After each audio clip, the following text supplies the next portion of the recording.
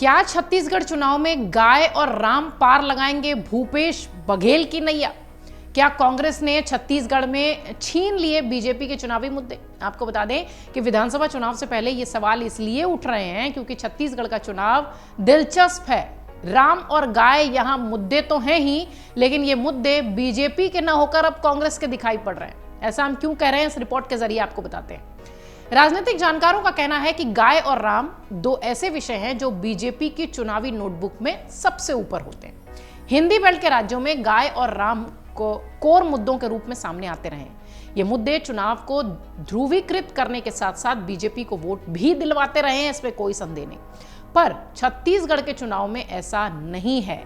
राम और गाय का मुद्दा यहां मुद्दा तो है, लेकिन बीजेपी का ना होकर कांग्रेस का है।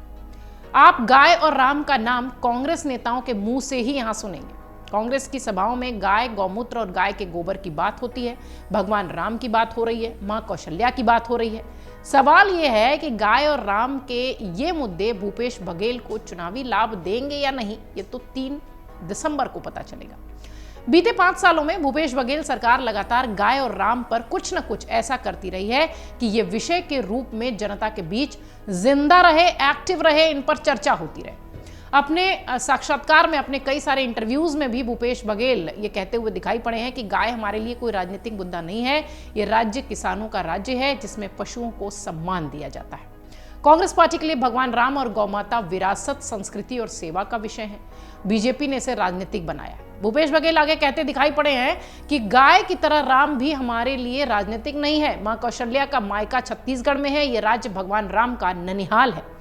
उनके साथ इस राज्य का रिश्ता एक परिवार की तरह है, हम इस पर राजनीति नहीं कर सकते। इसके उलट बीजेपी राम के मुद्दे पर शांत है, उसकी सभाओं में राम और गाय पर बात नहीं हो रही है। अगर आप देखिए तो ऐसे समय में जब अयोध्या में राम मंदिर का निर्माण तेजी के साथ हो रहा है, बीजेपी इस मसले को चुनाव में नहीं उठा रही। हालांकि अभी बीजेपी का कोई चुनावी घोषणा पत्र नहीं आया है।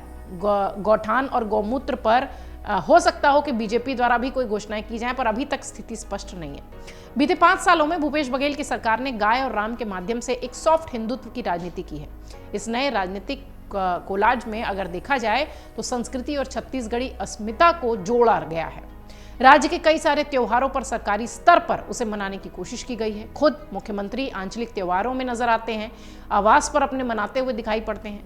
राजनीतिक जानकार ये कहते हैं कि धर्म और संस्कृति का ये कोलाज बीजेपी को असहज करता है। राजनीति के तौर पर देखने वाले लोग इसे कहते हैं कि बाकी राज्यों में राम के नाम से असहज दिखने वाली कांग्रेस ने छत्तीसगढ़ में इसको जमकर भुनाया है, अप्रोच किया है। वो सारे मुद्दे जो बाकी राज्यों में बीजेपी के वोटरों को धर्म के नाम पर ध्रुवीकृत करते हैं, उन ध्रुवीकृत मुद्दों पर भूपेश ने यहां उसे पनपने नहीं दिया है और राम और गाय के अलावा हिंदू देवी देवताओं के सारे कार्यक्रमों में कांग्रेस के नेता, मंत्री शिरकत करते हुए दिखाई पड़ते हैं। भूपेश सरकार ने राम के साथ एक रिश्तेदारी जोड़ने की कोशिश की है। उनकी ये कोशिश की अयोध्या में बन रहे राम मंदिर का छत्तीसगढ़ की राजनीति में किसी भी तरह का कोई लाभ बीजेपी न ले पाए, ये कोशिश है। ये चुनावी परिणाम बताएंगे कि कांग्रेस ये करने में कितनी सफल हुई है। लेकिन हाँ, इसमें कोई संदेह नहीं कि बीजेपी का ये जो मुद्दा है, कांग्रेस ने छत्तीसगढ़ में जमकर उठाया है और उसे भुनाया है। वहीं छत्तीसगढ़ के पत्रकारों का कहना है कि भूपेश सरकार गाय के मामले में सेवा भाव का रुख दिखाया गया। प्रदेश में यह मुद्दा राजनीतिक नहीं है।